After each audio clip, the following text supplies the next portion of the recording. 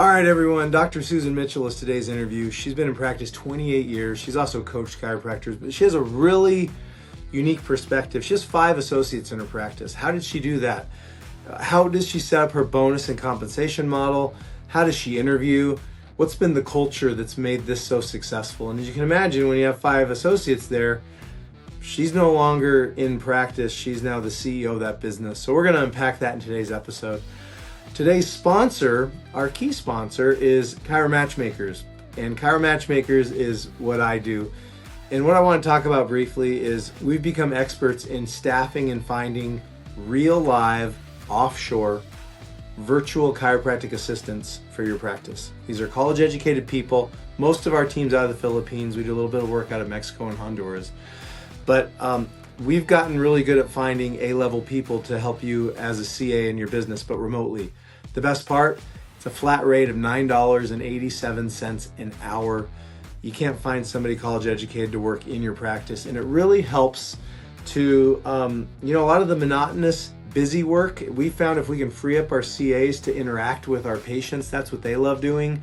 And all the back end work of phones and social media posting, data, bookkeeping, EOBs, all of those things, insurance phone calls, PI phone calls, that stuff can be outsourced. You can save a lot of money in your practice as an owner by doing it that way. So if you want more information, look us up on chiromatchmakers.com.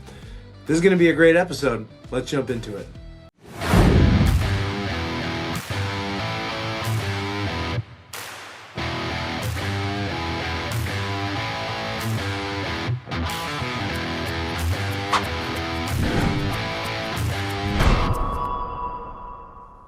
Hi everyone, I'm Dr. Alan Miner here with the UAC Best Practices podcast. I'm without my usual partner, Dr. Brian Capra, today, so I'm flying solo, and we have a wonderful person who's been in and out and into UAC, Dr. Susan Mitchell, who I'll introduce in just a second.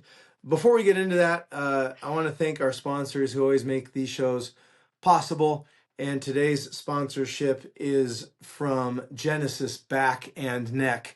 If you're looking to increase revenue without altering your practice philosophy, Genesis Back and Neck has a great solution by adding spinal decompression into your existing chiropractic clinic. Potentially, their average client adds $50,000 to $70,000 each month into their business. From lead generation to ongoing support, Genesis does the heavy lifting so you can focus on your patients. If you want to learn more about what they do and how to integrate this, you can reach out to them via email at corporate@genesisback.com. That's corporate@genesisback.com, and let them know that you found out about them from UAC. All right, with that said, Dr. Susan Mitchell, who lives in Bloomington, Illinois, and you've had your own practice there for 20 years. You practiced for 28 years total. And I remember, Susan, you were in UAC, and then I know everything got busy with the world, and it's been great to have you back in, and you brought your amazing kids to the last event in Boca that I saw you. Yes. But we were talking before we started recording, and you also do a lot of coaching. You said primarily with women, but now that's evolved into coaching even associate doctors and CAs and really the whole team.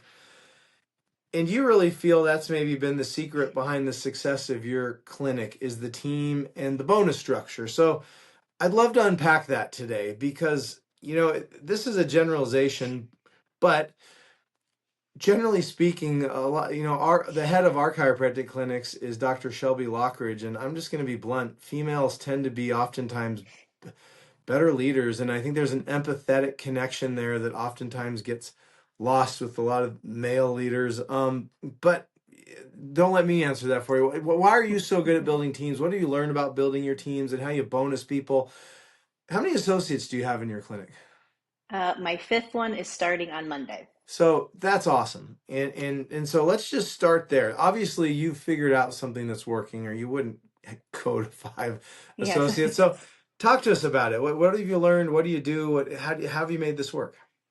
Yeah. So what I think I'm most grateful for is that all of my doctors have been with me, so they are all are long term and they want to continue to be long term. And so a few things in that, and one, of course, being conscious of when you hire, really looking at that personality. And I tell all my clients, be really clear before you hire an associate. So many doctors are, I need more hands, I need help, I want freedom, and they just hire and hope for the best, really have no intention of training. They just want Yeah. to hire and go to the golf course. And it's like, well, that's cute, but that's not how it works. Nope, never. And yes, I was so guilty of that with my first couple associates, and it yes. didn't work out well. Right. It never does. So yeah, so I think that's the first realization, is that it's not just buy and freedom, but so hiring the right person, being very clear on what you want. Like, do you just need another set of loving hands, or do you want someone to help build the business? Because those are two very different people. Yeah, And being honest with them from the beginning.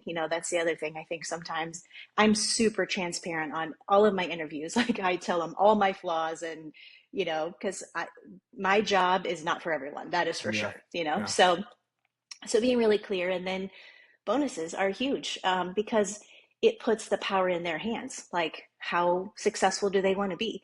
mm, And I in the beginning, I had one doctor that didn't love it. He wanted that security of just raise my base, right? And I'm like, no, you raise your base, or raise yeah, your income by what you do. And so, and not in a snotty way, but it empowers them, and so it helps hold themselves accountable, but also my team holds each other accountable. If somebody is really lagging behind, that affects their pay too. So they're like, hey, what can we do here? yeah. Let's fix this. So that's really what I love about the bonus systems. And again, being very clear on what do you want, and then bonus them on that. So sometimes I've had to change what I want to bonus.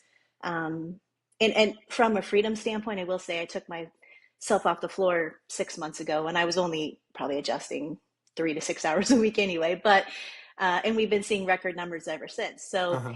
it's that whole, Yeah, right butt in the seat. But yep. they were happy for me to be off the floor, because now they have an opportunity to work the same Ah, hours, make more money, yep. and so everybody's happy. So it is, what do you want to grow, and bonus that. It really is that simple. That's brilliant. So I want to unpack all that. Let's start with, I'm just curious, when you talk about, when you're hiring and you talk about your vulnerabilities and what you're not good at, and the pros and cons maybe of working, do you mind sharing a little bit about that? Because I think a lot of Sure. owners have trouble being vulnerable, and you want it. I know early on I would oversell my jobs, and then it would always bite me because I'd paint the opportunity that was possible, and if somebody fell short, they almost felt oversold by me. So I've learned to yeah, I think I take a little more of a self-deprecating, honest, transparent Mm-hmm. approach now, because I don't want them to be shocked. I want them to know the reality of what they're stepping into. But so, do you mind sharing just some of your, like what does that look like? What does that sound like when you're Sure. interviewing somebody? What do you share? Yes. So, yes, I would, why waste their time or mine? And then that's the thing. There's all the research that I don't know the numbers on, of how much time and money we spend onboarding a new person. Yeah. And so I'm not interested in that. I want to be, as I make them come and observe. So because people, everybody says, oh, I love to be busy. And it's like, you haven't seen this level of busy. I promise you, you just, maybe if you work at Starbucks, but other than that, Yeah. it's just that. And I will say, just side note, when I'm interviewing, when I'm looking at Indeed, which is not a fun thing to do for my CAs, I am looking for that Starbucks person, that waitress, that I don't want that they worked at a medical office. Like, Yeah. no, that's not right. So, Yeah. yes. So being very honest, like, we're fast paced. Um, you have to be able to multitask. You're going to be doing 7 things with a baby on your hip, and you have to keep smiling, and all those things. You might have, quite likely, you will be spit up on, you will be pooped on. Like, this is going to happen, and they're Yeah. like, oh, it's fine. And I'm like, no, really. So, and we do see a lot of kids. So it is Yeah. loud in our office at times, and all those things. And so, and then I have them come and observe, so they can see, and you always, their eyes are this big, and like, oh, you weren't kidding. And so I would much rather have them like, are you sure? I always mention too, like, we talk about, I'm in my practice, because we see so many families, we do talk about vaccination decisions and things like that. And of course, that's not always, Yeah. I'm weird. And so to the average public. So Yeah. it's like I want to be, and even with a lot of doctors, they don't have that same education or belief system that I do. So Yeah. I tell them, you don't have to believe the way I believe, but you have to at least be open to learning about it, because I can't have someone at my front desk saying like Dr. Mitchell's cuckoo, you know? Yeah. So all those kinds of things. So I try and be as honest. If I'm 100% transparent, I always tell them, you know, I also like the F word. So if that, you know, I love it. if that's offensive to you, and I did have one woman that didn't take the job, and I'm like, thank goodness, because I'm Yeah. not going to change, you know. Yeah. Um, so yeah, That's so I just beautiful. try and put it all out there. Then let's talk about compensation for associate docs. What are you Mm-hmm. finding? How does that work? And even the economics of the business, do they find their own people? Is the practice busy enough that you funnel people to them? And then how do you pay them? How do they earn their money? If you don't mind, share your Sure. model. Yeah, I don't mind. So we're fortunate enough we don't have to do marketing. We've been around long enough that we don't. So that's makes it easier, you know, for my docs. But so what I've done in the past was always, you know, whatever level we were at, how much ever we were collecting per month, then they got their base, and it was a lower base back in the day, but a lower base, and then they got a percentage of, you know, once we were well over our collections, then they would get a small percentage of that. Well, that got harder because in our practice, whoever's available first will see the patient. Mm, So now it's like this person's getting paid based on what this person's doing, and it yeah. didn't work. So, and quite honestly, I had a doctor that was, you know, the middle of the day. She's like, I'm just going to sit in my office for a little while, just, you know, and I'm like, no, that's not why we're here. So Yeah.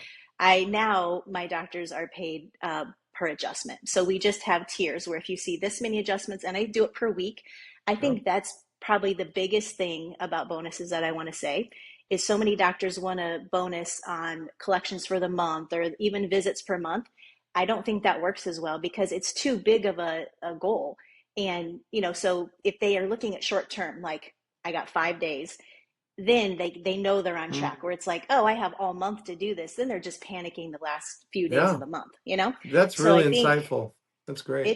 it's huge. I think I played with it, right? So Can I ask, so if I can recap what I'm hearing, and then I got a mhm. couple questions. They're in the clinic and you've established the business well enough that there's a flow of people coming back and a flow of people that are in the practice. Mhm. Question, are you guys a cash clinic, insurance combination? How do you do that part of it? Combination, I'd say probably we have one insurance. It's Blue Cross Blue Shield. Hmm. So that's it. And That's the one that's still good in Illinois. yeah, do you do care plans or do you pay as they go Yes. or care plans? No, care plans all the way. I mean, that's another, we do It's year care plans. and so who presents is do all the docs present those? Is there a specialist who presents those? Is it a doctor, is a staff member? Who starts somebody under care? The doctors will do the new patient and the report of findings, but I also do have my CA where she'll go in and recap everything, you know, and Got fill it. in the blanks and get them scheduled out for the year and get their payments all, you know, Yeah. whatever they're doing there.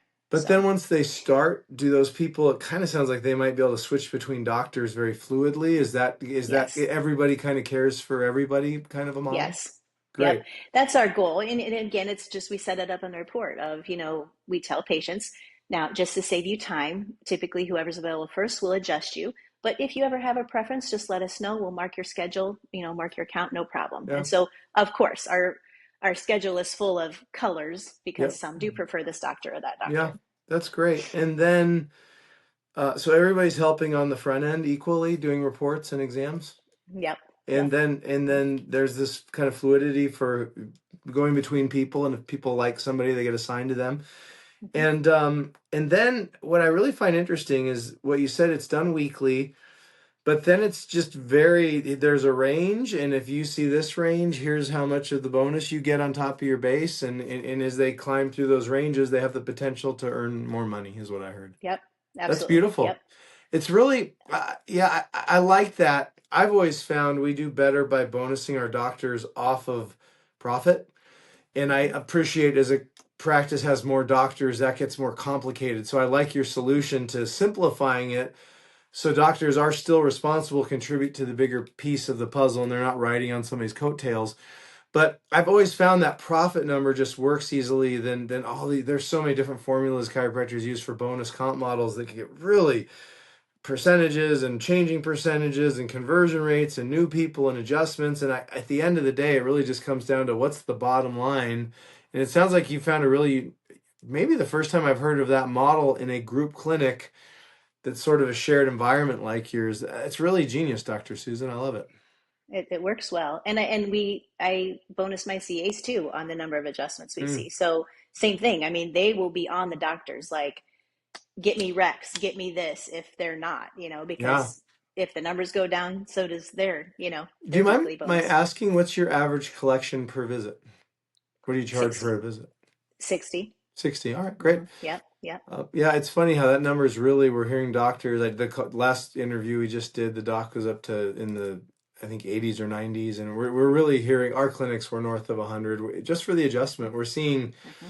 I think as it gets more expensive to be in business and inflation comes along, I'm not hearing the $30 adjustment anymore, the Yeah, $40 anymore. So no, yeah. that's beautiful. Well, Dr. Susan, that was a great best practice. I think that's going to help a lot of people. Two other questions. If somebody's interested in your coaching services, where do they find you? How do Mm-hmm. they learn about you?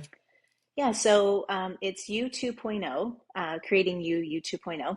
And I think probably right now it's just people have just been contacting me directly. So I don't spend honestly, well, I haven't even looked at my website in years, to be honest. So it started out like a 6-week program, but that was probably uh, 12, 13 years ago. So right now it's really just been word of mouth. And so I don't have a landing page and da da Yeah. da da. It's like, just contact me and, How do they we'll do set that? it Is up. is email best? A number? Email's great. Yep. Email's good. Yep.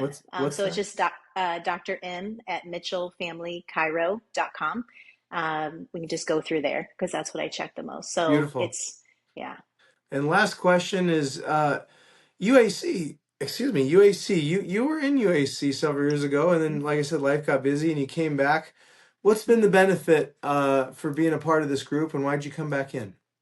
Yeah, it is 100% because of the big thinking in the room. It's like I noticed in the group I was in previously, I was one of the coaches. And so it was like, hey, who am I going to expand my thinking?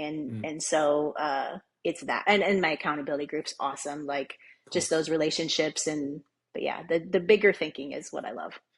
Yeah, I've always found if you can be the small person in the room, and there's so much benefit in that. It's always, Yes, and if yes. you're the big Yeah, person, it's time to find the next room, is what my that's experience right. has been. So, That's well, right. Dr. Susan, thanks for coming on and thanks for sharing. It's been a pleasure to have you. Yes, my pleasure. Thank you. Great interview. We'll see you. Bye. Thanks. Bye bye.